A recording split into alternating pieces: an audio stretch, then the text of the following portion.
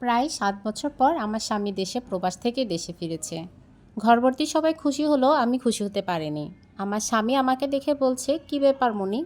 তোমাকে দেখে এমন লাগছে কেন? তুমি কি অসুস্থ নাকি?" আমি শুধু বলেছিলাম, "না, কোথায় আমি অসুস্থ? আমি ঠিকই আছি। আপনি বসেন, আমি আপনার জন্য নাস্তার ব্যবস্থা করে আসছি।" তখন আমার স্বামী আমাকে বলল, "না, আমি এখন নাস্তা খাবো না। তুমি আমার পাশে এসে বসো, তোমার কী হয়েছে আমি আগে সেটা জানতে চাই। তোমার মুখটা এমন লাগছে কেন? তুমি শুকিয়ে গেছো অনেক, আমার বাচ্চাটাও অনেক শুকিয়ে গেছে।" আমি শুধু বলেছিলাম, "আমার কিছুই হয়নি। আমিও ভালো আছি, আমার বাচ্চাও ভালো আছে। আমি এখনই আপনার জন্য নাস্তার ব্যবস্থা করে আসছি।" এই বলে সাথে সাথে আমি রান্নাঘরে চলে এলাম। তখনই রান্নাঘরে গিয়ে আমি ফুঁপিয়ে কান্না শুরু করলাম। আমার কেন জানি না ভিতর থেকে কান্না আসছিল। আমার হাজব্যান্ড আমাকে পিছন থেকে জড়িয়ে ধরে বলল, "কী ব্যাপার মনি, তুমি কান্না করছো কেন? তোমার কি হয়েছে? তুমি আমাকে সব খুলে বলো। তুমি কেন রান্নাঘরে এসে আমার থেকে মুখ লুকিয়ে আড়াল করে কান্না করছো? আমি কি এমন অন্যায় করেছি? আমি তো কোনো অন্যায় করিনি। আমি তো তোমাকে বলে কয়ে তারপর দেশে এসেছি।"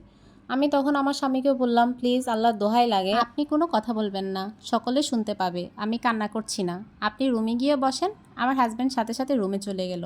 আর আমি তার জন্য নাস্তার ব্যবস্থা করে রুমে নিয়ে যাচ্ছি। গিয়ে দেখি আমার হাজব্যান্ড তার বাচ্চাকে খুবই আদর করছে। আমার বাচ্চা এখন অনেক বড় হয়ে গিয়েছে। ও যখন বিদেশে চলে গিয়েছিল, আমার বাচ্চা তখন অনেক ছোট।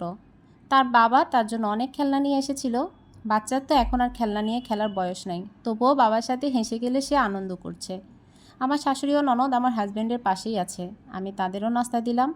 আমার হাজব্যান্ড বলল, "বিকেলে আমরা সবাই মিলে ঘুরতে যাব, অনেক কেনাকাটা করব, সাথে কাঁচা বাজারও করে নিয়ে আসবো।" আমি তখন হেসে বললাম, "আপনি টায়ার্ড, আপনি এখন ঘুমিয়ে পড়েন, ঘুম থেকে উঠে তখন যা খুশি তাই করেন।"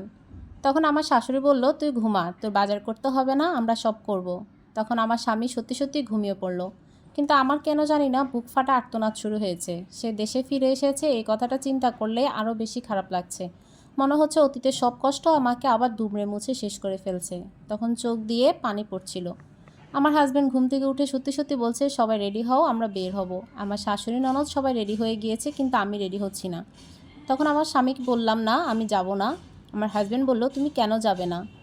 তোমার যে নতুন শাড়ি আর গয়না আছে সেগুলো পরো।" তখন আমি বললাম, "আমি নতুন জামা কাপড় কোথায় পাবো? আমার তো নতুন জামা কাপড় নেই, আর তেমন কোনো গয়নাগাটিও নেই।" তখন সে অবাক হয়ে বলল, "বিরক্ত করো না তো, যেটা বলছি সেটা করো, রেডি হয়ে নাও।" আমার মা বোন সকলেই রেডি হয়ে বসে আছে। আমি তখন বললাম, "সত্যি বলছি, আমার রেডি হওয়ার মতো তেমন কোনো জামা কাপড় নেই।" আমার হাজব্যান্ড তখন চিৎকার করে বলল, "কী বলো তুমি? প্রতি মাসে তোমাকে ড্রেস বানানোর জন্য কত টাকা পাঠায়, আর এখন বলছো তোমার একটা ড্রেসও নাই?" তখন আমি বললাম যে, "কার কাছে দেন, কোথায় দেন, কই? আমি তো কোনো প্রতি মাসে ড্রেস বানানোর জন্য টাকা পাই না। বছরে আমাকে একটা জামা দেওয়া হয়, তাও আপনার মায়ের পছন্দের। আমি কখনো মার্কেটেও যাই নাই, তাই কোনো কেনাকাটাও করা হয় না।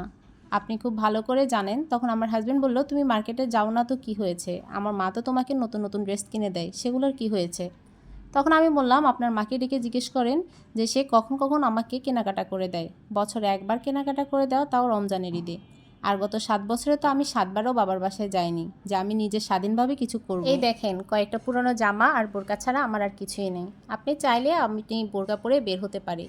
সে এখন তার মা বোনকে ডেকে বলল, "কী ব্যাপার আম্মা, আমার বইয়ের ড্রেস কেনার জন্য যে টাকাগুলো পাঠিয়েছি ওগুলো দিয়ে তাকে ড্রেস কিনে দাওনি কেন?"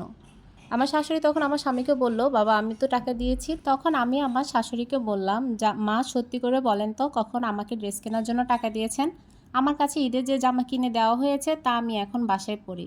আমার বাইরে পরার মতো ড্রেস বা জিনিস কিছুই নেই।" আমার হাজব্যান্ড তখন আমাকে বলল, "আমি বিয়ের সময় তোমাকে কতগুলো গয়না দিয়েছি, বাইরে থেকে পাঠিয়েছি, সেগুলো কোথায়?" তখন আমার ননদ এসে বলল, "ভাইয়া, সেগুলো ভাবিকে দেওয়া হয়নি, মা আলমারিতে তুলে রেখেছিল আমার বিয়ের জন্য।" আমি তখন অবাক হয়ে রইলাম। এগুলার আমি কিছুই জানতাম না। আমার রান্না ভালো না, চলন ভালো না, এমনকি আমার বাচ্চাকে খাওয়ানোও পছন্দ না। তাহলে আমি করবোটা কি? তখন আমার স্বামী বলল, "আজকের পর থেকে যদি শুনি আমার বউ বাচ্চার উপর তোমাদের কোনো কুনজর পড়েছে, তাহলে আমার চেয়ে খারাপ কেউ হবে না। মা হিসেবে তোমাকে যতটুকু দেওয়া ততটুকু দিব, ভাই হিসেবে যতটুকু দেওয়া ততটুকু দিব। তবে আজকে থেকে আমার বউ আর তোমাদেরকে একবেলাও রান্না করে খাওয়াতে পারবে না।" একথা বলে আমার হাজব্যান্ড আমাকে নিয়ে বাবার বাসায় চলে এসেছে। প্রবাসীর বউদের অনেকাংশেই অত্যাচার সহ্য করতে হয়, তবে প্রবাসী ভাইদের উচিত তাদের বউদের সাথে এভাবে কথা না বলে সরাসরি কথা বলা, তাদের সমস্যা জানা উচিত। আমাদের সমাজে এখনও অনেক পরিবার আছে যারা প্রবাসীর বউয়ের উপর এভাবেই অত্যাচার করে। এমন অনেক শাশুড়ি ননদ আছে, তারা তাদের বউয়ের উপর এভাবেই অত্যাচার শুরু করে। সেজন্য বলি, প্রবাসী ভাইদের অবশ্যই এদিকে খেয়াল রাখা। আজকের গল্পটি আপনাদের কাছে কেমন লাগলো? যদি ভালো লেগে থাকে অবশ্যই কমেন্ট সেকশনে জানিয়ে যাবেন। আজকের মতো বিদায়, আল্লাহ হাফেজ।